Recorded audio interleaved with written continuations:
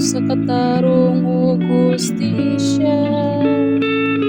Ipuno niya ang kalibutan sa gugma niyang walay paglubag.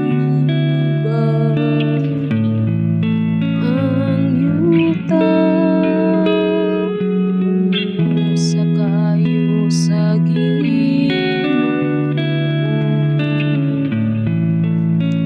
nagbantay ang Ginoo sa nagpasidungog kaniya. Niadtong nagsalig sa iyang gugma nga walay paglubag. Giligay niya sila sa kamatayon, ug giatiman niya sila panahon sa gutom. Ang yuta puno sa kayo sa Ginoo.